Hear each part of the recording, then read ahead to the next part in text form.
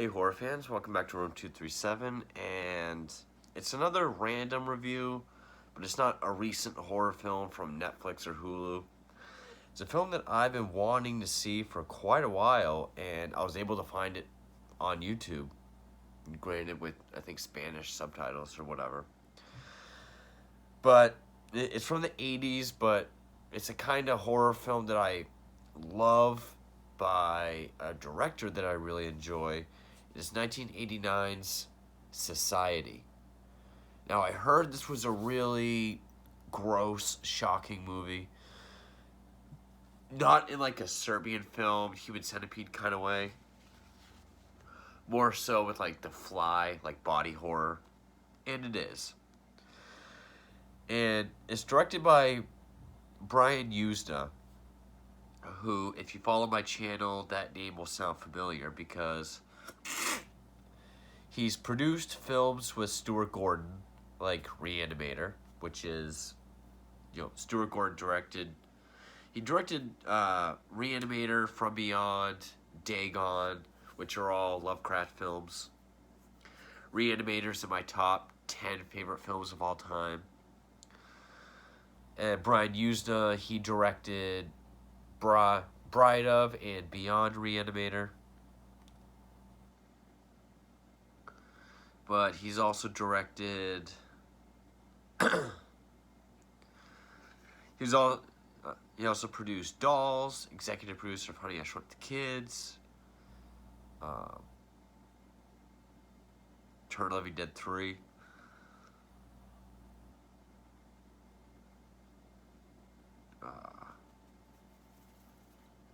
Directed Return of the Living Dead 3, Silent Night, Deadly Night 4. He directed 2 segments on 1993's Necronomicon. He directed The Dentist for 96.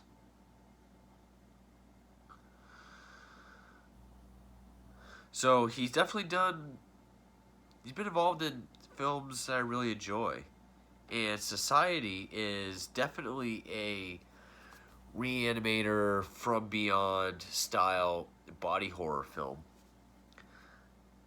Just, where the body is all fucked up, great practical effects.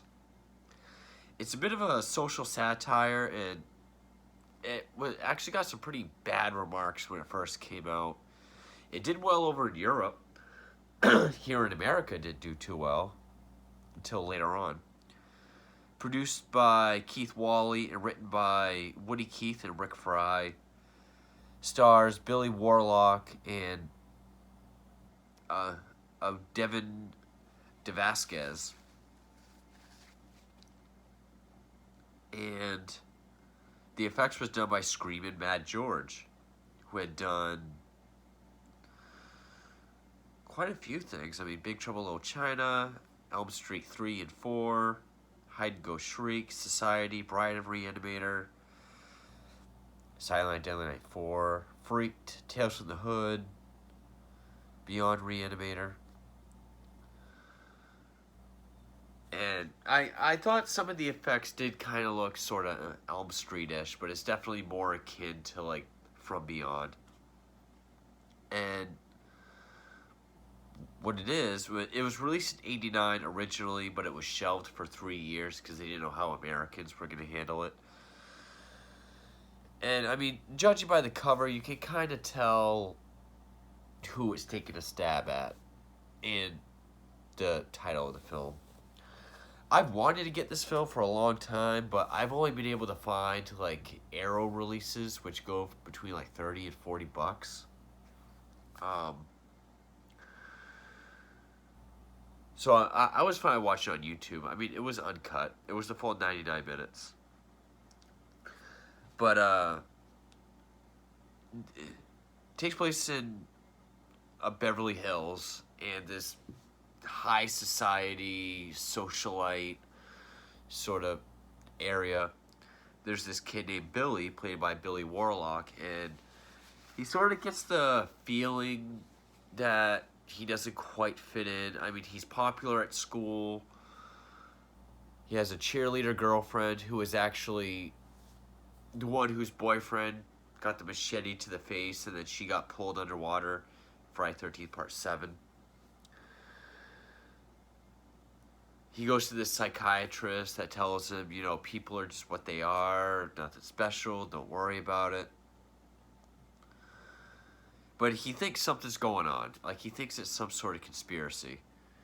And there's this one guy who I thought was Ozzy from Leprechaun, but it's not.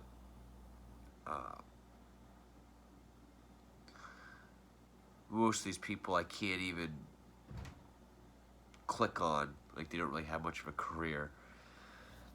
But it's the sister's ex-boyfriend. But eventually, you know, he shows up like he has to share something.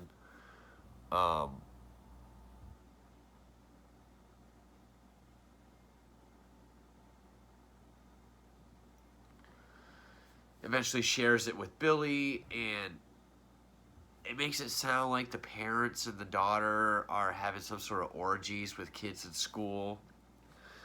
At one point, he goes in the bathroom to get some suntan lotion while his sister's in the shower, and he sees her top and her ass are like on the same front, like she's all contorted.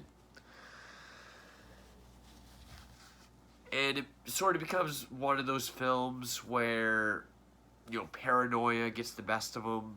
It feels like there's no way out and everyone's out to get him. And it all leads to like the last half hour, which, take a movie like Dead Alive, take out all the blood, the gore, the zombies, everything except for the house party. That's pretty much what this is. There's no real horror stuff or gore or anything up until the last half hour. So it is sort of a slow burn. It is a build up, but I thought it was done well. The acting, it's not the best, but where this is sort of a comedy as well, you can kind of go along with it.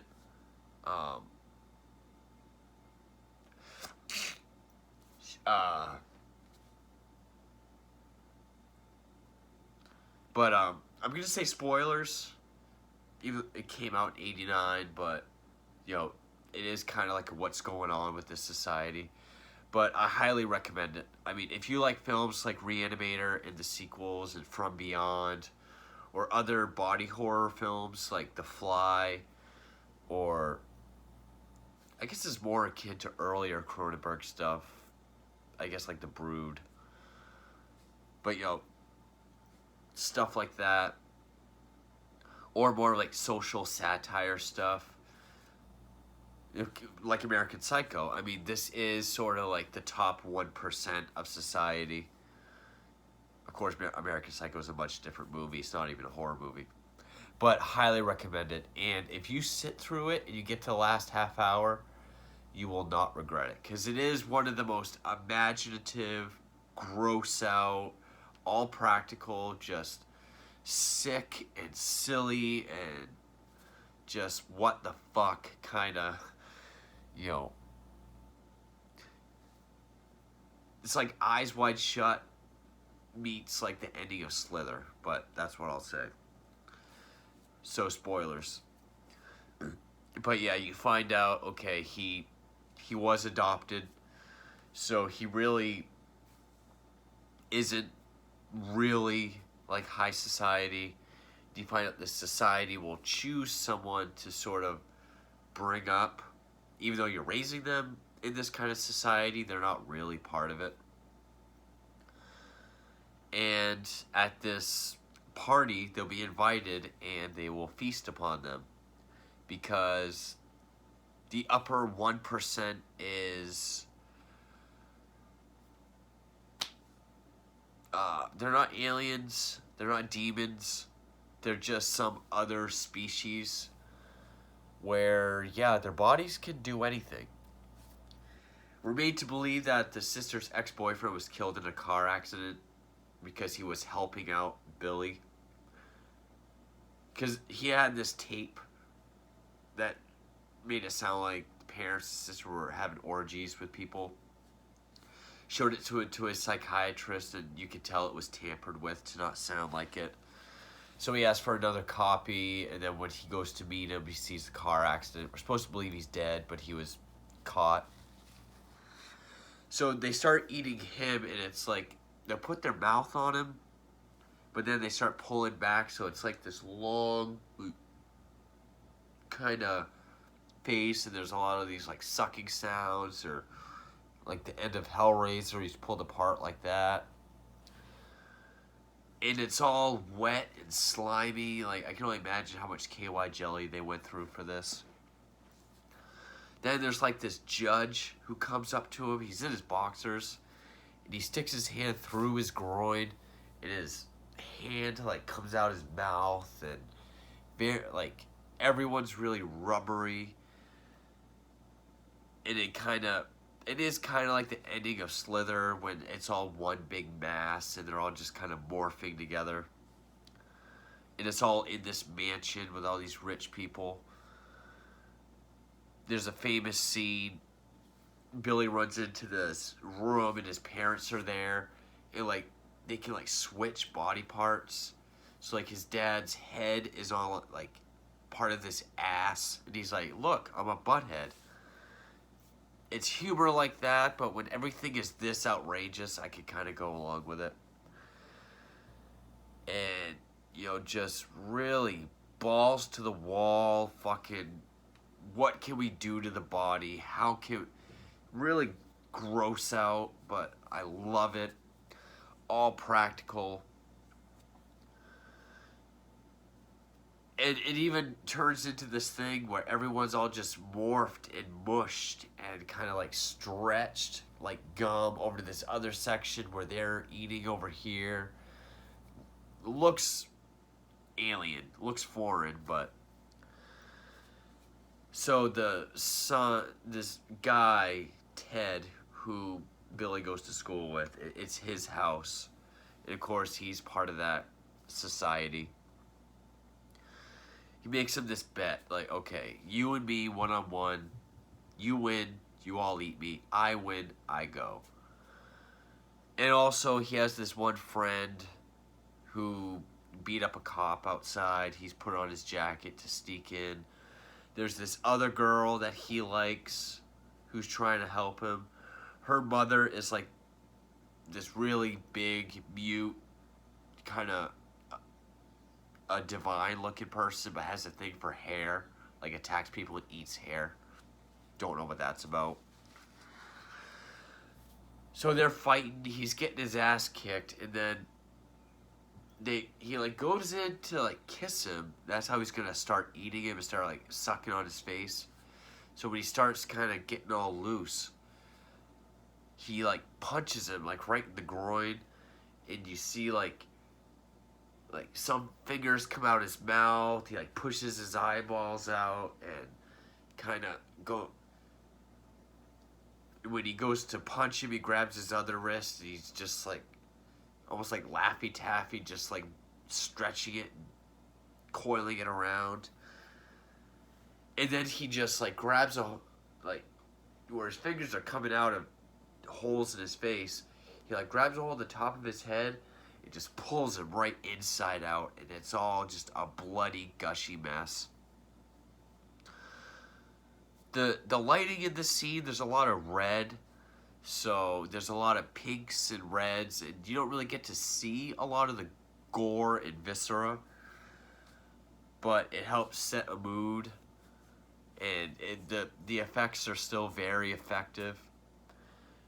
And I mean, I love movies like this. Like, I love movies that can just, even if it's just for a third act and nothing else, just have a ball with gore, or even if it's not really gory, just more sick, twisted effects, all practically. I love that shit. I mean, this, I'll say Re-Animator, I'll say From Beyond, and the sequels, even, you know, Dead Alive or Bad Taste, shit like that. Older films of Cronenberg, like The Brood or The Fly, especially John Carpenter's The Thing. You know, these are all real good body horror movies. And this is one that is just the most over the top, sick, and of course, after he does that, everyone kind of backs off. And him, the girl, and his friend get in his Jeep and just drive off. Really liked this movie. I mean, it feels more like a 90210 kind of paranoid drama, like a character study at first, with little hints that something's wrong. But once you get to that last half hour, man, it is up there with the house party on Dead Alive. Just as fun. I mean, it's not as gory, but it's just as fun. And, you know, where it is high society, secret, technically like an orgy, it is like Eyes Wide Shut. But where it is just these bodies just kind of morphing and melding and eating, it's kind of like the big mass at the end of Slither. So put those together and have it done by the guys, like by Brian Usna, whose shows are very similar to Stuart Gordon's. I often get them mixed up. But, you know, I really had a ball with this film. And it sucks all the cheap DVDs I can't really find. But, I mean, I was more than okay watching it on YouTube through my PlayStation. And just had a lot of fun with it. Probably one of my new favorite horror movies of the 80s. Especially since it was this kind of film. You know, I associate it with all the ones I just named. But, yeah, if you're a fan of Re-Animator or From Beyond, definitely check it out. And, again, stick with it till that last half hour. Some of the shit they do to the human body is just unlike anything else I've seen. And, yeah, the acting is kind of poor. A lot of the shit is really silly. But it's so over the top, it's very forgivable. But anyway, a bit of a shorter review, but I loved 1989 Society. Brian Usna is awesome. Thank you for watching.